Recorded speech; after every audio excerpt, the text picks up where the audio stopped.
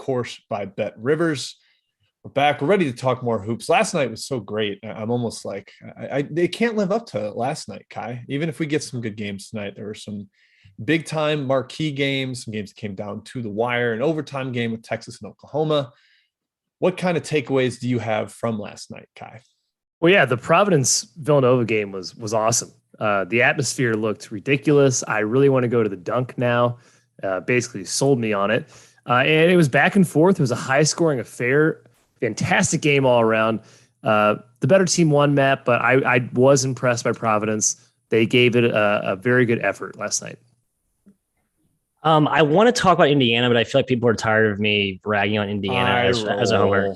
So, but yeah, there has never been in the history of college basketball a more one-sided domination in an intra-conference rivalry than Wisconsin and Indiana. And last night was just another microcosm of how frustrating that is from the IU side of the coin, but how evilly enjoyable that must be, Jim, from the Buzzcut Badger side of the aisle. So congratulations. You're welcome for choking that one away. And Indiana's tournament outlook continues to get dicier by the day. Their down the stretch schedule is insane. Their it next is brutal. 5 games, there's no gimmies. Easily lose their next 5 games, and it would like they might be underdogs in all of them. It's nuts.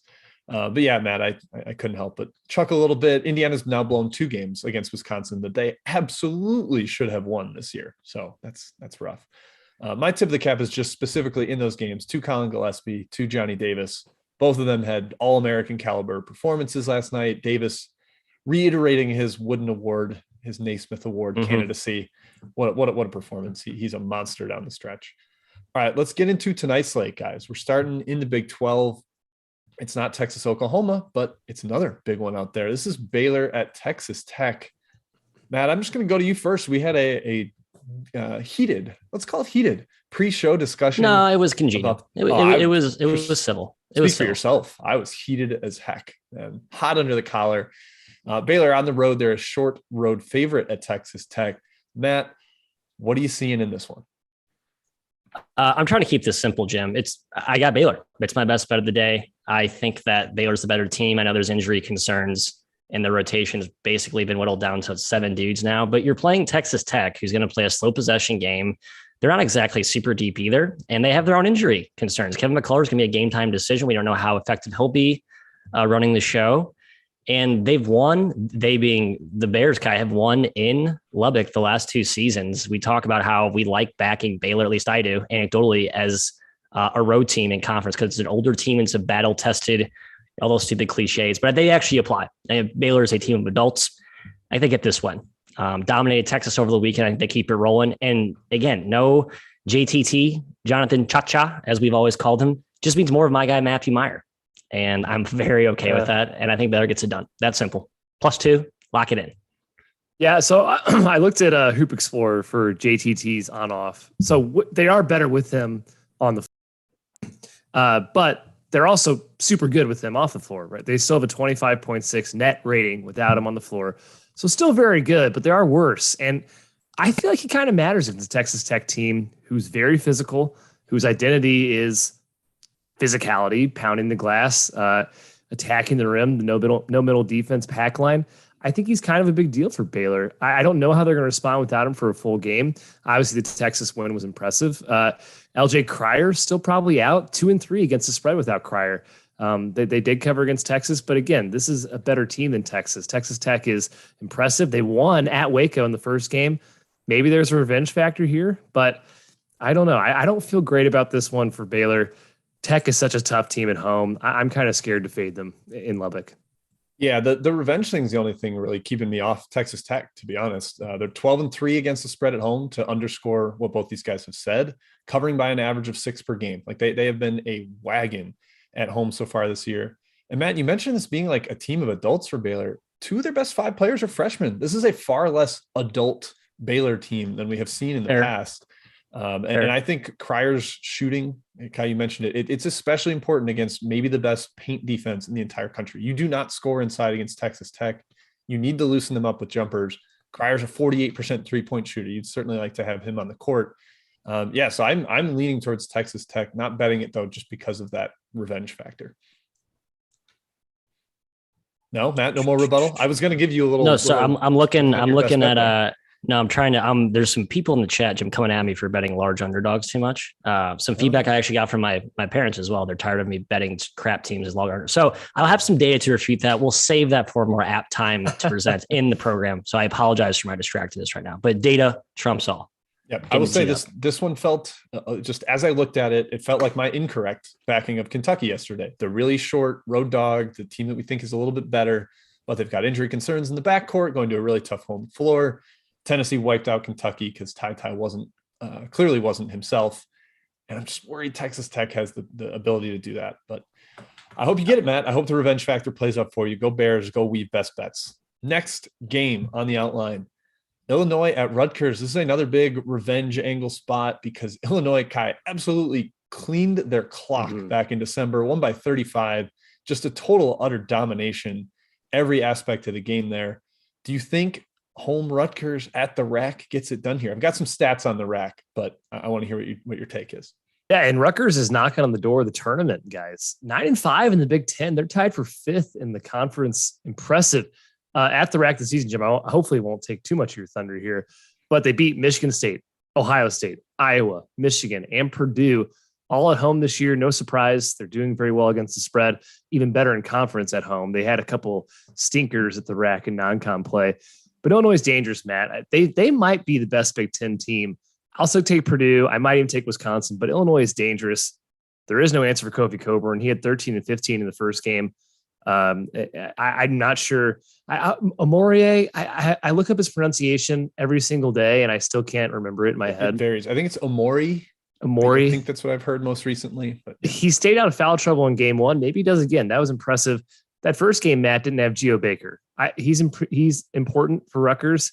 Not sure he's 25 points important. So I think we see a tight game.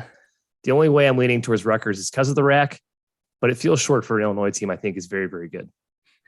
I mean, I think Baker playing well recently has been the catalyst for Rutgers, along with my guy, Paul McCahey, who, by the way, is an awesome basketball player. And you guys need to put some respect on his name after laughing at me for endorsing him for like X factor of the year this season.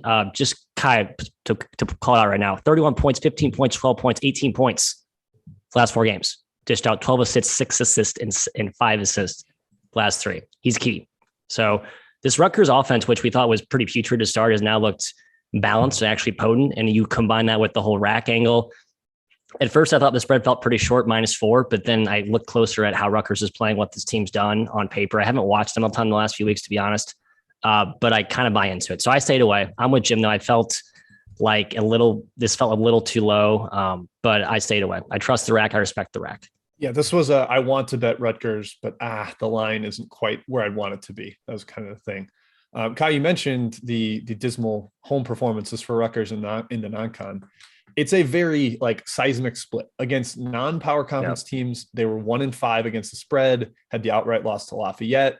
Just didn't know what they were doing at home. They're bad as a large favorite, but against power conference teams, they're 7-1 at home against the spread. They have been much, much better. Their only non-cover was the outright loss to Maryland. I think that was kind of fluky. So again, I wanted to bet Rutgers here.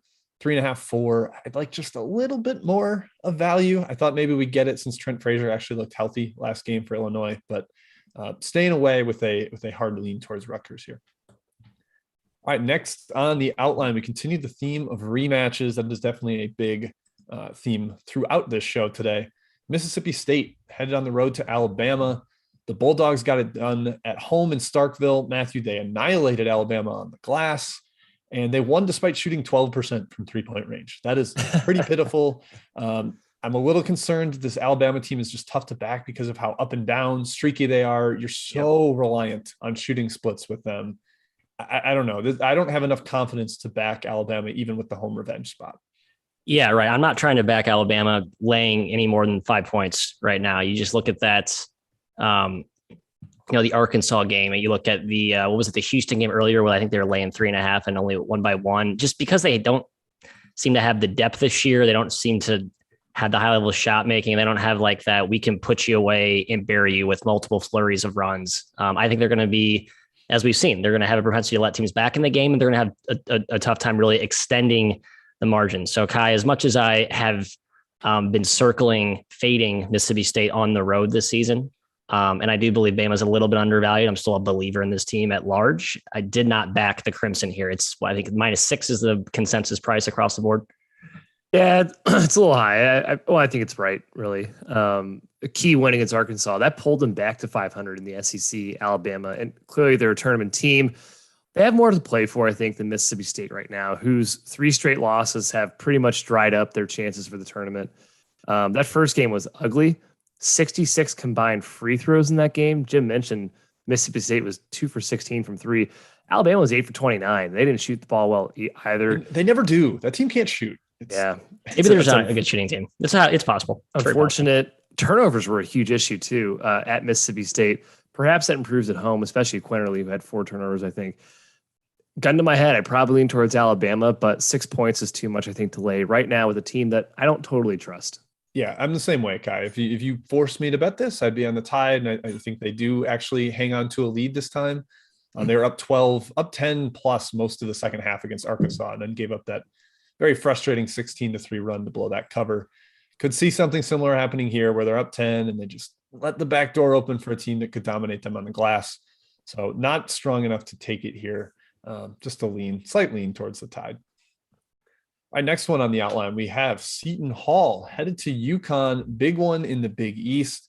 UConn trying to keep pace with the Villanovas and Providences of the world. They fell on the road in overtime at Seton Hall in the first matchup. Matt, do you buy that as an angle to come in on UConn here? What do you think?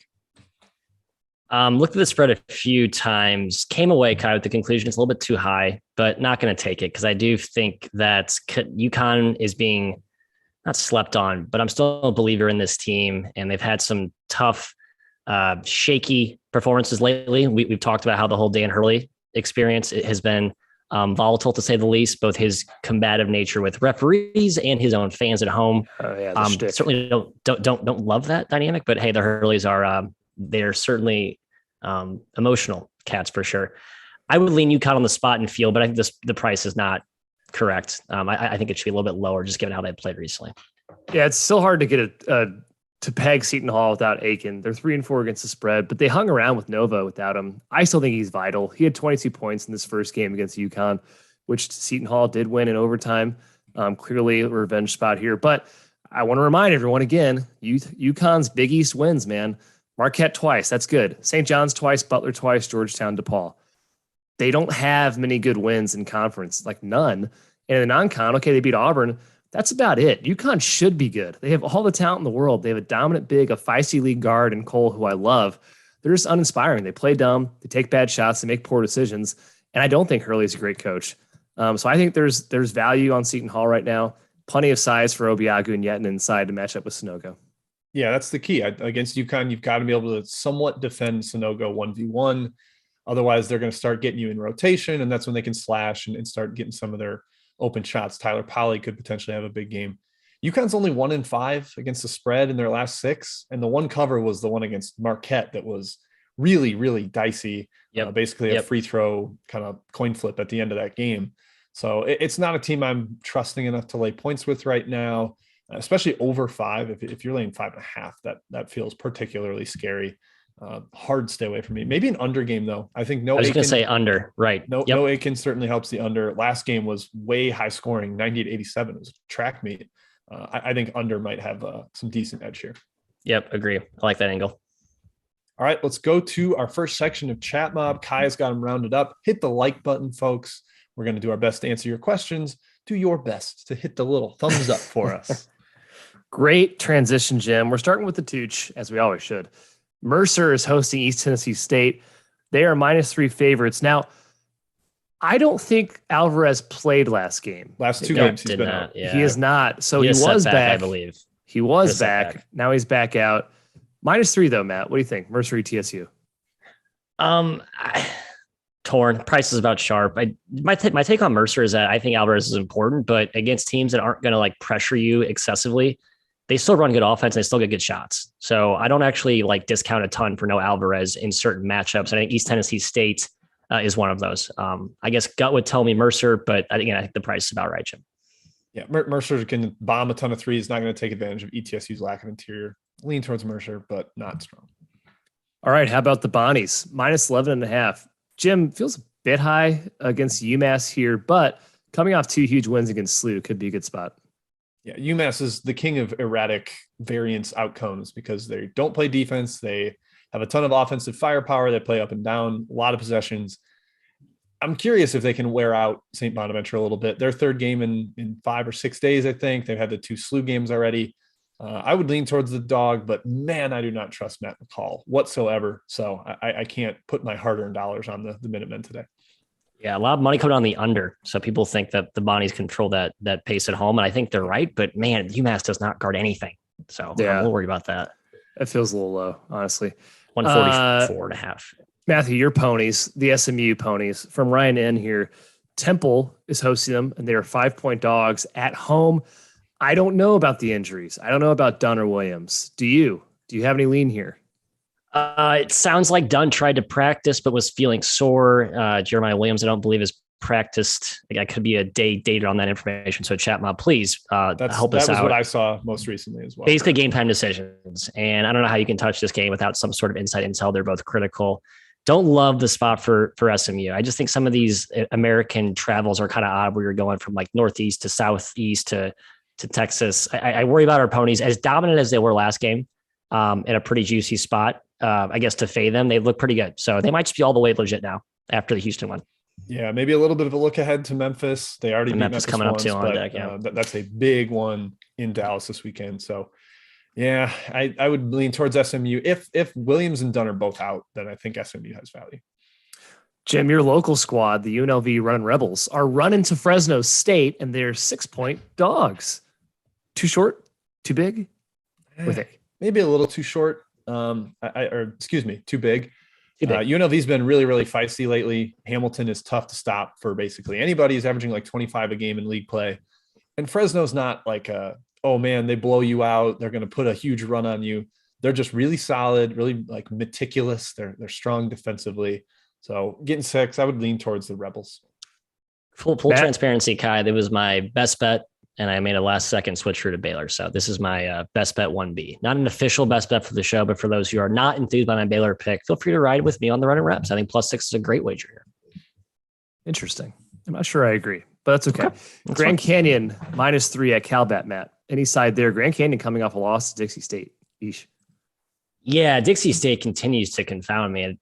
Team's been way better than I thought. I just need to probably reassess my priors there. Calbat is still down Reed Nottage, I think. And while they've gotten healthier with Taryn getting back in the mix, it's not a deep team. When fully healthy and rested, I love the Lopes. So we just haven't, I'm sorry, not the Lopes. What's their mascot? Let's come back. The Lancers. The Lancers. Thank you. I love that team at full strength, but without Nottage, I don't fully trust them quite yet, Jim.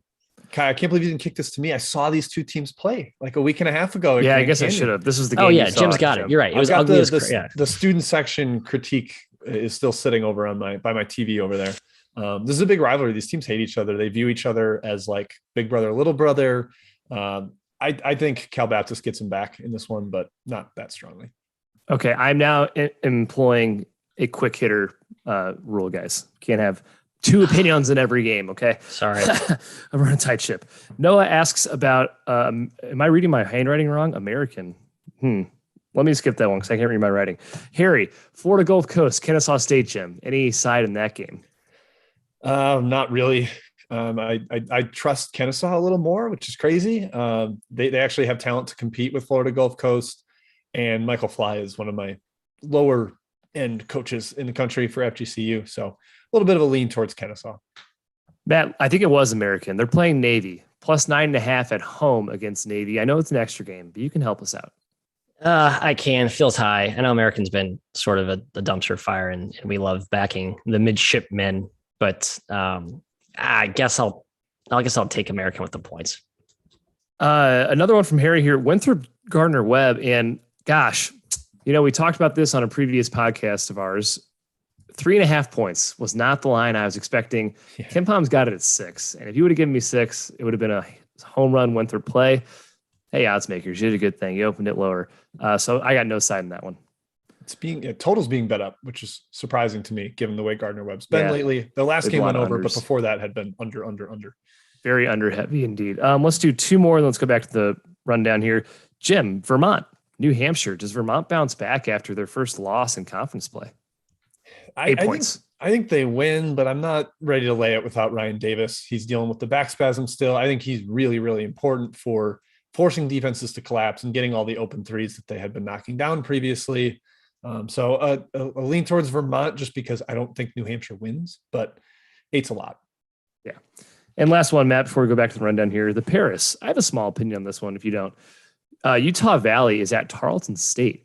Well, Plus I do too. 2.5. I have an opinion. State. Okay. I think it's too high. I like Tarleton at home. They've really not played well. If you look at their last, not really, 7 or 8 games, like their only 3 wins were against like injured, or downtrodden teams in the WAC. But I like this spot here at home. You have plenty of time to rest. Team that I think needs rest with how short that bench is. I worry about IMAC having like 40 and 20 inside, but I still think the Fighting Billy Clydes get it done. Yeah, I lean their way too. The size factor worries me. It's a huge discrepancy. All right, Jim, let's get back to the rundown here. I got a bunch of other ones holstered for later. Fantastic. I saw somebody, I think maybe it was Pat, that said his lock of the day, which are now 9-3, is Purdue on the road at Northwestern. He's not overthinking it. First one was a blowout, and man, like it was the most repeatable blowout. If you look at the box score, they won in 2-point percentage, they won in 3-point percentage, they won in turnovers, they won in free throws, they won in rebounding. Like Purdue just thoroughly dominated them, and Jaden Ivey didn't play. So does that just mean like more of the same for a Purdue team that was kind of sleepwalking last game? Yeah, and I watched that game pretty closely. Boo Buie caught fire late in the second half. Was the only reason the game was actually moderately competitive. Obviously at home with the home crowd, as I put in quotations behind them, you can certainly see Boo Buie doing a similar catch fire type of superhero impersonation. This feels a lot like the Illinois Rutgers game we talked about earlier, where how much do you respect home court? I kind of lean both road favorites. I think they're categorically better than the home team in both cases. In the Rutgers case, I trust the home court. I'm not going to fade Rutgers. I think you should fade Northwestern here at home. I think the Boys are a good wager. All right, here's Northwestern at home. Last several games. Beat Indiana, shorthanded. Yeah. Beat Rutgers. We're killing them. Lost by 3 to Illinois, major comeback. Lost by 6 to Wisconsin, nice fight. Lost in double overtime to Maryland. Lost by 4 to Penn State after blowing a 10-point lead. Lost by 6 to Michigan State after a 13-point lead. I say don't sleep on Northwestern at home. I know their home court advantage crowd-wise is not always strong because there is so much Big Ten influence in Chicago, but they've been feisty. They can't really finish games, Jim, but they've been feisty and able to cover. Purdue just might be a tough matchup. Game 1 was a 20-point win without Ivy, 60 possessions. I mean, they couldn't be stopped. Stefanovic went supernova. No real true matchup for Edey or Williams, though they do have some bodies to throw at them. I think there's a little bit of value here on Northwestern, but can I counter? Not much. Yeah, Can I counter? Of course. Wisconsin, they were up big. Late kind of BS comeback. The game was larger than we thought. Illinois, no, I was there. No, they weren't up big. I thought they got up big. They were in it. They were in it the whole time. It was competitive. Okay. They controlled, Illinois, but they fought. Yeah. Okay, fine. Illinois, no Kofi.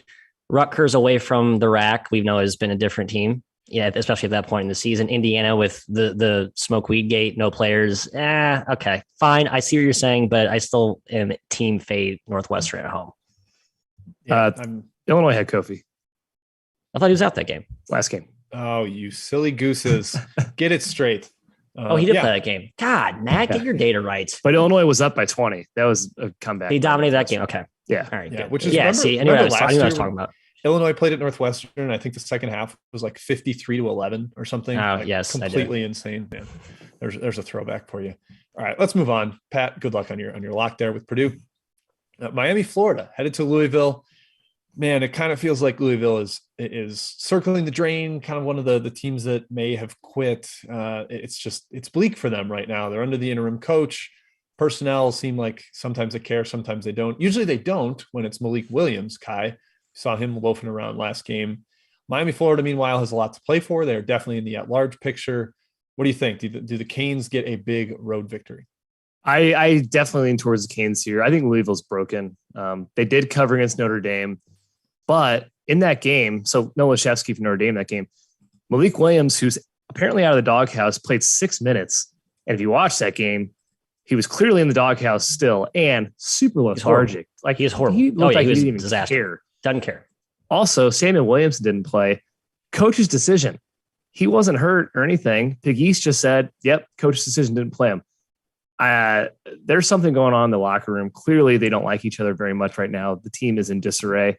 And Miami has something to play for, Jim. Like you said, off that road win at Wake, I need to take care of business here. Yeah, this feels like a classic Weeb gets cute and takes Louisville. Like, nope, not today. Miami, Florida is better, more to play for. I was tempted. Of course you were. Matt, do you have any thoughts on this game?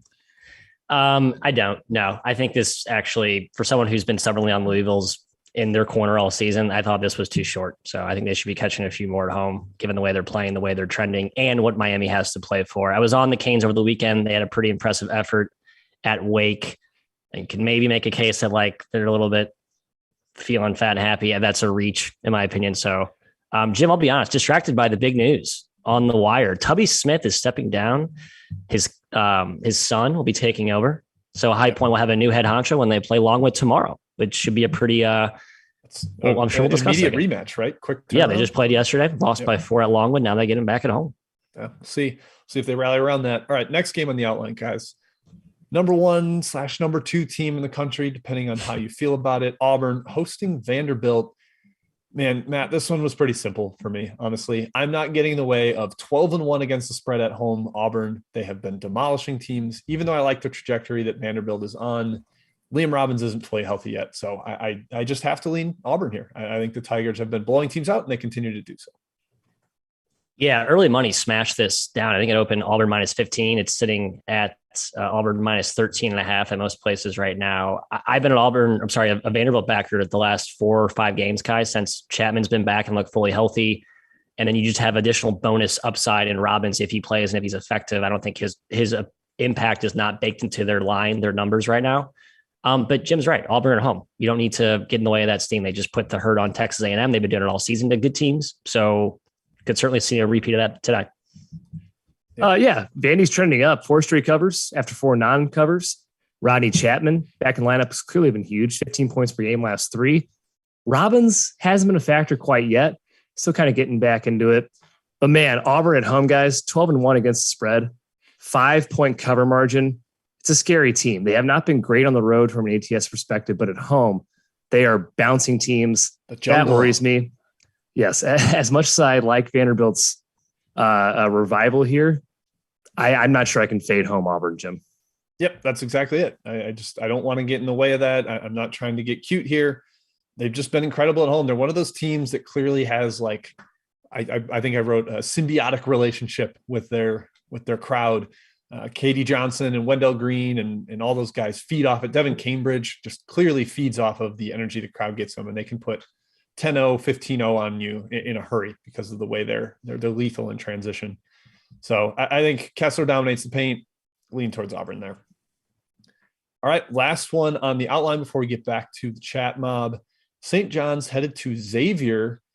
Xavier is currently going through their little late season swoon.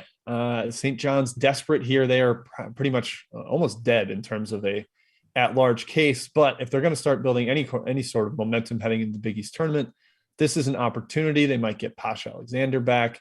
Matt, what are you looking at with these 2 Big East teams?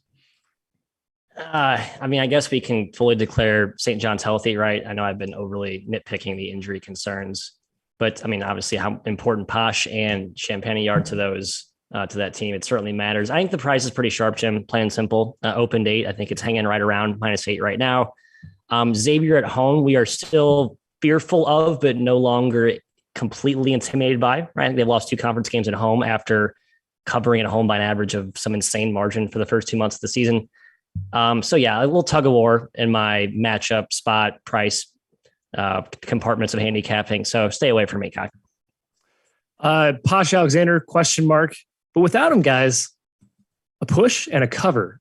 Pretty impressive. They've played well without him. Almost beat UConn the last game without him. Steph Smith has stepped up. He's a veteran player from Vermont, has talent. Montez Mathis has stepped up. He's a veteran player. Adai Wusu has been pretty good. He's talented. There's 2 other question marks in this game, Aaron Wheeler and Nate Johnson, both banged up for either team here. I think Nate Johnson's more important. Best shooter on Xavier, very good defender.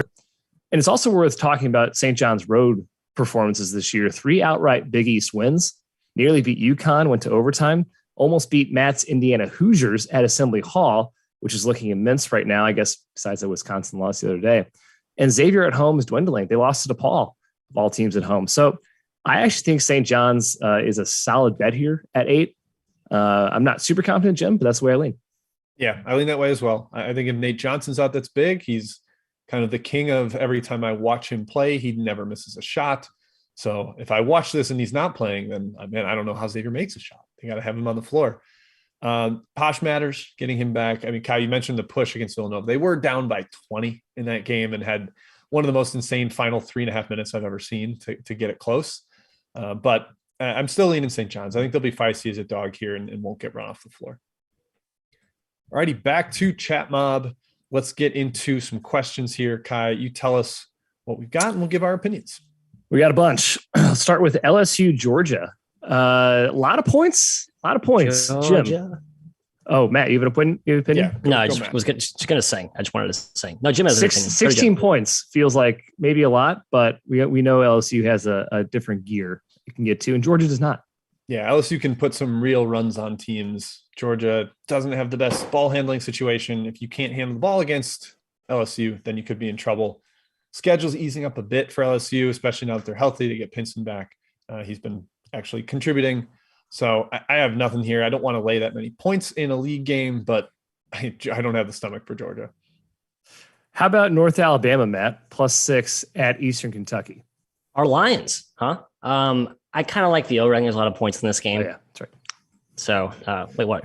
I forgot UNA's mascot. No, you're right. You're correct. Yeah. Tony Puyo and the Lions down there. Yeah, no, I think it's a lot of points in this game. I think it gets a little bit up and down. I think just historically these have been faster paced games. Let me confirm that though. I believe just going off the dome here, like over. EKU is a pretty good bet to be going fast paced. I think last couple of years. Jim, sorry. First meeting this year played to 80 possessions. So, great take, Matt. Phenomenal take. I like. Way to use your noggin. Jim, George Mason -2 at St. Joe's. Someone in the chat asked if St. Joe's is worth backing today.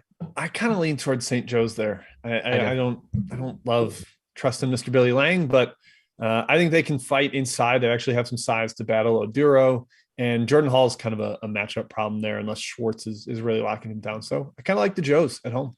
They couldn't stop him the first matchup. I watched that wire to wire, so that angle should still hold.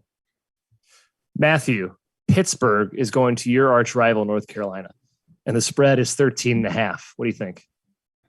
My first gut was I actually like Pitt, but then I'm like, no, I don't need to bet Pitt right now. I know they've been exactly how I felt about this. Kind of like, nah, I'll move on. Although you look at North Carolina's games, just the schedule outside of Duke, Downey soft. I know you can say it about a lot of ACC teams, but I don't know. I guess I'm struggling with how to appraise UNC as we go down the stretch here.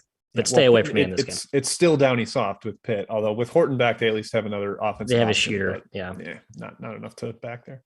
A game that's not on the outline. Jim, Georgetown at Marquette. -13, but Georgetown sucks. This shouldn't be on the outline. Georgetown's pathetic. They don't warrant being on the outline. They're 0-for in the Big East so far. Normally, Kai, I'd be a little worried about a young team, Marquette, being complacent because they've already beaten this team by 28, but they've lost 3 of 4. They've lost 2 in a row. This feels like a nice get right at home spot. It is a pretty big number for Marquette to be laying. Don't love them as much as a favorite, but I still think they can cover that against Georgetown, who is bad. Yeah. Hey, here's just real quick. I know people are annoyed with me taking big underdogs since January 15th, and the data is through Saturday, so I don't have the last 3 days in here. Large home favorites are 28 and 46 against the spread. That's not very good. So betting large underdogs. What's considered large, Matt? What's considered large? 15 points or more. So Marquette does not qualify. Correct. Not qualify, right? But even just home favorites in general have not been much better. So I'll move that dial to get an approximate or a more precise measure. But betting large dogs in conference is a good thing. So I'm sorry it's been a losing proposition, but it's usually pretty good. All right, Matt. Campbell and Radford, Ed asks, and a couple of people seem to like Campbell here in the chat. They're -4 on the road against Radford, a team I admittedly have no feel for, the Highlanders this year. Yeah, I don't either. Ugly, slow, methodical, and this game could be really ugly. I see 124 as a total. My gut tells me that's even too high because Campbell can surely handshake, agree into a slog themselves, especially if they're not making shots. That can be an ugly one. So I'd lean under if anything. Jim, how about Bellarmine on the road at Central Arkansas? -7 for the Knights. I like the over. I think this game is a shootout. Neither team can really stop each other. Bellarmine plays a little slower, but Central Arkansas has successfully sped up a lot of teams at home, and they're not going to guard anything in that Bellarmine complex offense. So no real lean on side, but I like the over. Matthew, Dixie State, New Mexico State. Dixie State off the Grand Canyon win we just talked about. New Mexico State, clearly the better team. And they're priced like that, 16-point spread. I think the Aggies smoked them, but Dixie State has eluded me all season. So I think at some point I may have to come to grips that I might just be stubborn, and they're probably better than I thought. I still think the line's a little too short, though. From 3MW Top 10 fan, which we vetted him, it's true. He is. Jim, Morehead State, Tennessee Martin. Martin has not been great lately, if you've noticed. -9. No. Morehead, one of those like actual good teams in the OVC. We usually like to back them against the bad team. So that would be Morehead or nothing for me. If they're engaged defensively, UT Martin can't score. Matt, quickly a whack battle here. Actually, a couple of whack battles. One for you, one for Jim. Sure. Seattle's going to Rio Grande Valley, one of your favorite teams in the entire country. Seattle's -6.5. Lean Seattle, but I think the number's pretty sharp and in general don't like fading the home teams in the WAC, just a conference that has a pretty strong home court. UT Rio Grande Valley getting healthier, though still not fully healthy. I don't know, but tug of war on both ends here. It's kind of struggling with where to land. And Jim, you get Stephen F. Austin. And I need to check. I forgot who they're playing. They're Chicago State. My gosh, how could I forget the freaking This Cougars? is a relatively quick turnaround rematch as well. They played fairly recently. And it just seems like Chicago State should get crushed by some of these teams, especially SFA in the paint with Kensmill. But they've held up fairly well. And they lost by 20 at home. So that's shaky. But with it being a bigger number, I would probably lean towards Chicago State. Just kind of the complacency factor I mentioned with Marquette. I think SFA could have that. Like, we already killed these guys, whatever. Yep, agreed. Matt, ACC, Boston College, Notre Dame, 9-point spread. The Irish are looking for the NCAA tournament. Yes, they are. I think the price is about right. I believe Notre Dame got destroyed by Boston College. That's right. Yeah, first game of the year, like way back in December. So just a potential revenge angle at play there. But no play for me. Again, I think the number's pretty sharp. And then last one here, Loyola at Valpo. I was at this first game in Chicago, and I'll tell you what, Valpo played them tough. It was impressive. I'm not sure they repeat that performance. Kithier is back in the lineup. I don't know. Maybe there's a revenge factor. 10 points might be a lot. Now I'm reconsidering that and rolling that in my head. Matt, I bet you like Valpo at +10. I did lean Valpo. Unfortunately, I wasn't overly impressed with Kithier in his return. He didn't look like he was his old self. And I come to appreciate how much he means for this team. They run some offense through him. And I think his importance is amplified without Anderson, the point guard who's now done for the year. So if you're betting on Valpo, he's been out for a few weeks. But I think now that he's back, he's a potential key catalyst for them improving. Valpo's had a bunch of overs lately, but a lot of overtime in there. Yeah. That's part of it. I don't know. Valpo knows they can hang with them. They really did hang with them. Maybe I'm leaning towards Valpo there. Okay. That does it for the chat mob, Jim. I don't know if we've revealed our best bets besides Matthew. So I guess I can start if you don't mind. Yeah. Lead us off. Please do. Well, I saw someone talk about the over in this game, so I'm a little bit nervous, but I'm going with Furman, Western Carolina under 142 here. 4 straight unders for Western Carolina, 9-2 to the under in the last 11. Novontarius Woolbright has been a huge factor recently in those unders. One of their best guards, one of the best scorers. They have the worst offense in the SoCon. It's not even close. And Furman has the best defense. They're not going to score many points in this game. Didn't score many in the first matchup. And how about this for a stat? Furman hit 21 threes in the first game, and it still flew under the point total here. That's how bad Western Carolina is at offense. So I think the pace is going to be low, 68 possessions in that first game, and the efficiency is going to be low for Western Carolina. Best bet is under 142. Love it, Kai. Yeah, they've been playing much slower without Woolbright. That is a clear divide for them. Matt, reiterate your best bet. Baylor taking the Bears from Waco on the road in Lubbock. I think they get it done. +2. Love it. I've got 2 off the extra board for my best bets. Starting with Jacksonville -2. So this is the side of my 2 best bets. The Dolphins have been awesome lately. They've covered, I think, 6 in a row. Awesome defensive team. And Stetson is lacking weapons with Rob Perry out for the season. Forward Josh Smith has also missed a couple games recently. So I think Jacksonville basically just needing to win can get that road victory, only laying 2. And then a total. UMass Lowell and NJIT, the under. Both teams better defensively than they are offensively. They've been playing a little slower lately. The main concern here is that James Lee, arguably the best defender in this entire game for NJIT, missed last one, likely out again tonight. I'm okay with that, though. I think the pace is so slow and both teams lacking offensive firepower. Under 131.5 for NJIT and UMass Lowell. That's it.